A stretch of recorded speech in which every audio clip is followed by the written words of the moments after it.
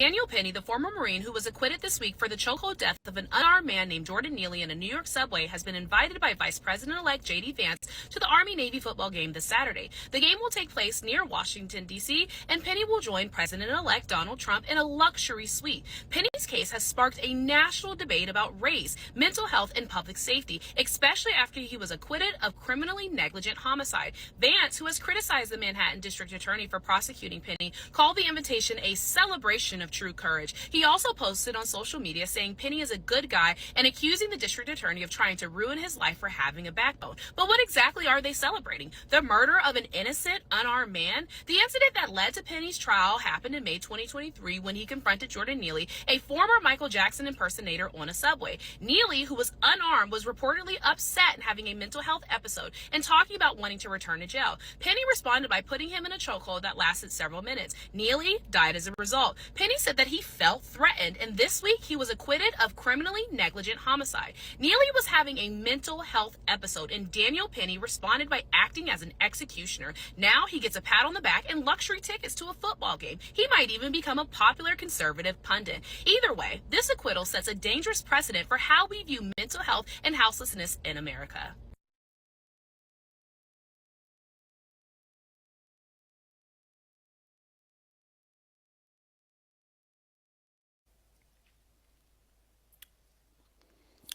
Take it in.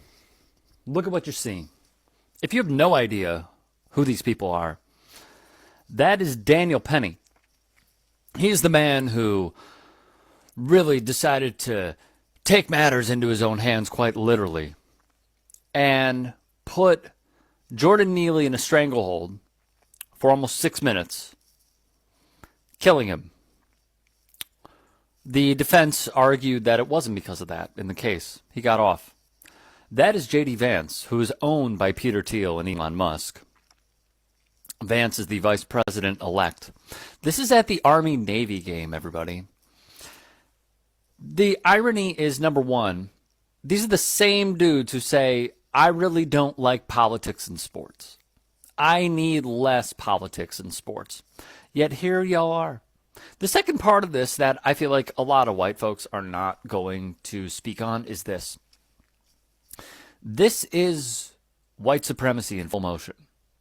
This is them saying that you can go around, kill minorities, and you know what you get? You get to sit in the big boy box at a nationally televised football game.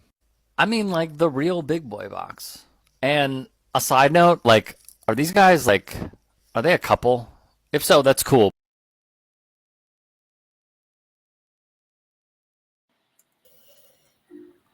So, what are your thoughts about that when you were talking about that guy saying, take your hands off of me? That's not a joke.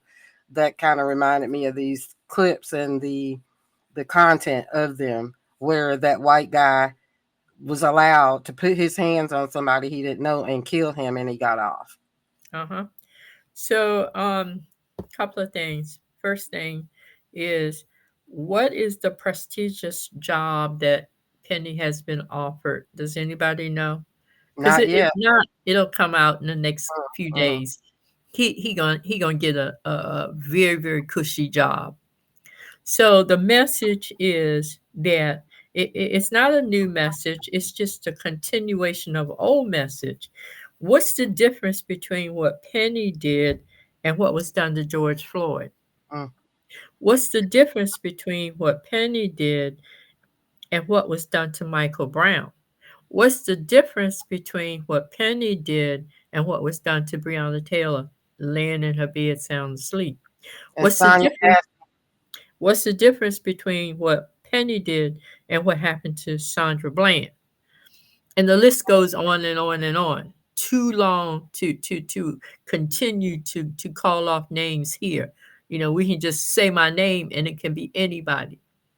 So the message is, y'all be making noise because y'all feel that you've been wronged, and you take it to the Department of Justice. Well, you ain't going to take it to the Department of Justice no more, because we got the Department of Justice sewed up. You ain't gonna take it nowhere. So when we roll on up and we put put you in a chokehold, and last thing you say is "mama, mama, mama," and in 9 minutes you're gone. That's gonna be the way it's going to be for at least the next 4 years. And this man showing up all impressive in his suit and tie. It's a football game. Why you rolling up in there with a suit tie on and a But white shirt? they had a problem with Kaepernick, and then also with Kyle Rittenhouse. They praised him as well. Kyle Rittenhouse is their hero, and while they're chastising and condescending to everybody about this young man Luigi that did what he did in New York, they got this guy Penny and Kyle Rittenhouse taking them on tour and inviting them to parties and VIP boxes. Well, how about this? I know you it's about to end, but how about this? We have Penny showing up at a football game, which is one of the classics, in a luxurious suite, being wined and dined and well taken care of. We have a little sister down the road in Baltimore. All she wants is to get her rights restored. What did she do? She moved money from herself. She didn't kill nobody. She didn't put nobody in a chokehold. She didn't rape anybody. She's not a pedophile. None of that. And Jim Crow Joe Biden refuses to give her a full pardon. But this man, you over here messing with somebody who's in mental health crisis mode, and then you go and you put them in a chokehold for 6 minutes, and then you stand up and pat your chest like you Superman because you done killed the black man. No, we are in a situation where I know we're probably sick and tired, but we cannot afford to be sick and tired. We have to call it what it is. And that dude Penny, the murderer Penny, he gonna get some big job, and I bet you it has something to do with law enforcement. I bet you it has something to do so he can run wild. He can do whatever he wants to do under the guise of his job, working for the government of this country. And that's the point of the message and the imagery that they're sending out. And speaking of fighting for something worth something, I'm going to close out on this because these people, they all world governments have their issues, but I am in awe of the South Korean citizens. They took their democracy. They fought for their democracy. Look at all these people out here in this street. This is his soul. Korea to face months of leadership vacuum after impeachment of President Yoon Suk Yeol. And these people meant business. They wanted their democracy. They fought for their democracy. They gave up their comforts to get this man that wanted to be a dictator. So again, you keep missing it. I'm gonna pray for you because you keep missing it. 52% of all white women wanted Donald Trump in office. 55% of Latino men wanted Donald Trump in office. 44% of all Latinos, all Latinos wanted Donald Trump in office. So when we have those kinds of statistics, who's out there saying, I'm sick and tired of being sick and tired, and we need to do something? Are you with me? Yes, in solidarity. But there is no solidarity when 52% of all white women who swore they were hanging with Madam Vice President rolled on over to the other side and said, here. Lindy Lee, I just saw that. Lindy Lee, she was part of the campaign. Lindy Lee. So who, sister, is out there saying we are going to initiate impeachment proceedings and we're gonna get rid of him? We ain't nobody trying to get rid of him. And real quickly, I went to a truth telling and Reconciliation hearing a couple of days ago Mhm. down in Southern Maryland on the Eastern Shore. All these ginormous Donald Trump signs with MAGA under them.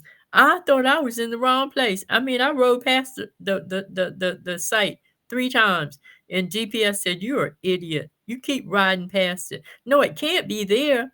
Those are the MAGA people. I'm not going up in there." Well, I ended up going back up in there, all those signs. And when I get back there, it's a truth telling and reconciliation project in the state of Maryland focused on nothing less than lynchings.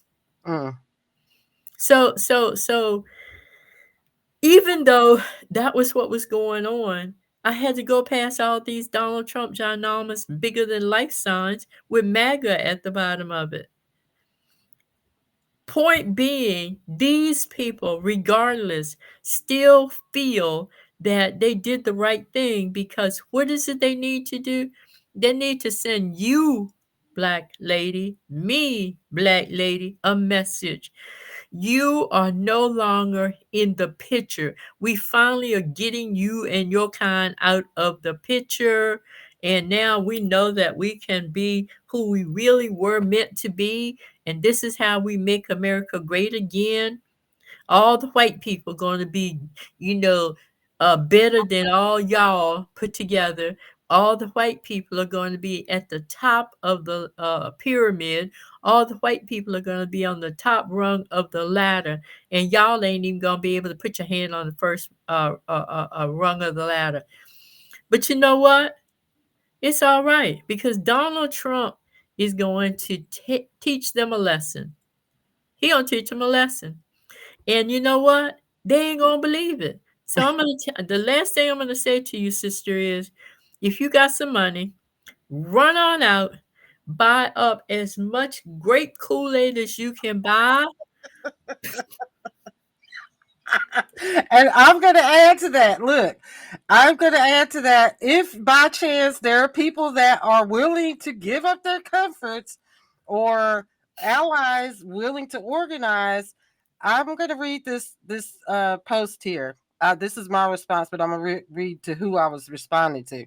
So Vanessa says, "What do we do now? Where are our leaders? I know many of you feel as helpless and hopeless as I do. I thought I'd share some small things I've done that are helping me stay sane. There is power in numbers, and collectively, I know we can make a difference. Look at Twitter." Okay, that's she's talking about the exodus of Twitter. Mhm. So I said, sadly, we have no real leaders. It's up to us to grind this country to a screeching halt. We need to stop participating. Just buy and pay for necessities and nothing else. Find or start a mutual aid communities. I mean, that's at this point, that's all we can do if people are willing to do that. I mean, I see little pockets of people mentioning organizing here and there, but we gotta get serious about it if something's gonna happen, or you know what I'm saying. So I that's my hopeful post. I try to stay hopeful because my sanity too is like, but I meditate every day. But here's the deal. Here's the deal. I must be I need an intervention. Somebody need to just come take me and put me in an institution for a few years. I'm not worried. I'm not moved by this. I'm not bothered by it. Why? Because it's not like we have not been here before. Yep. 246 years of forced-free labor with the intent that it would be in perpetuity. We come out of that by design. This country's government, by design, made it so that we had no social network. So we roll out of the institution of enslavement. We have nothing, no food, no medical care, no access to education. We have nothing. We worked and we figured this stuff out. We stood up the Freedmen's Bank. You know what happened to the Freedmen's Bank? Mhm. The Euro Americans rolled up in there and took it over, and they blew all our money on poor investments, and they shut it down. Mhm. We Same, tried to same with get, the newspaper. huh? Same with the newspaper, the first black newspaper. Let me see. We tried to get some land, and Andrew Johnson rolling up in there talking about, no, you people can't have no land. We giving it back to the mad, angry Southern rednecks. So the 40 acres went down the drain. Education, access to education. They tried to lie and tell us it was separate but equal. It was Mm. not separate but equal, and today it is not equal. So what are you taking from me? And that's where my mindset is. Show me what you're taking from me, because I don't see it. I ain't never have it no way. So until you can show me that these people who are talking about, I'm just so sad, so depressed, and don't know where to go. Why?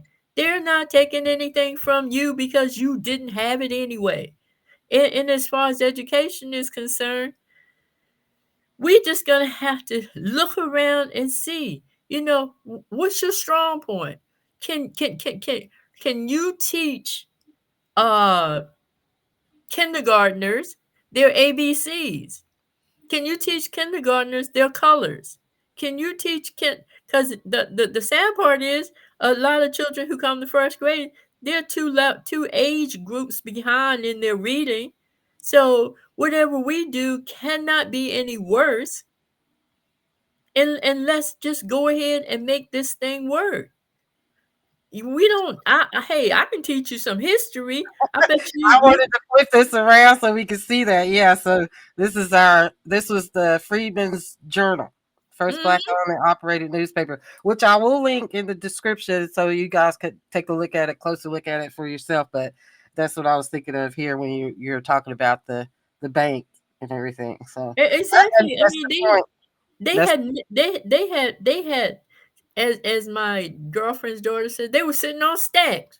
mm-hmm, They had money, not just $100 here or $100. They had money. They convinced Frederick Douglass to come in and be the spokesperson. Ultimately, I think he became the president and all this other stuff.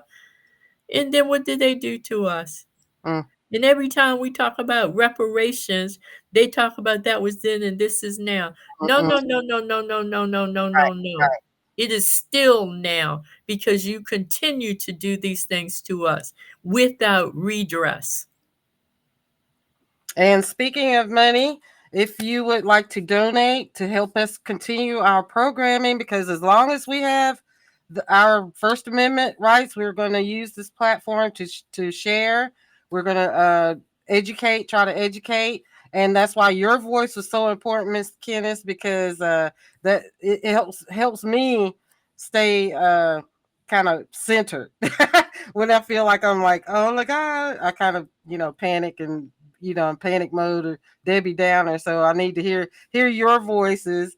But if anybody out there wants to share your story, please feel free to leave us a voicemail. Don't forget to like, thumbs up the video, share, comment, leave us a voicemail, and support us at our year-end fundraiser. So we're still fundraising, and all of your support will be greatly appreciated. And thank you, Miss Kenneth. We will see you all on the next podcast. Well, if it's not until 2025, then I would like to wish each and every one of you bright moments. I would like to wish you the peace that you so richly deserve. And I would like to wish you many opportunities to reflect on where you have been and how you get to the next step. Thank you. And thank you all for a great year. It's almost done, and we're going to see you guys either. Oh, that's right. It's almost the end, like literally the end. Yeah, But about 2 weeks.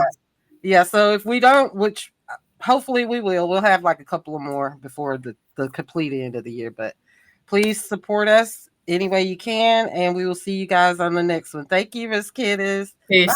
everybody.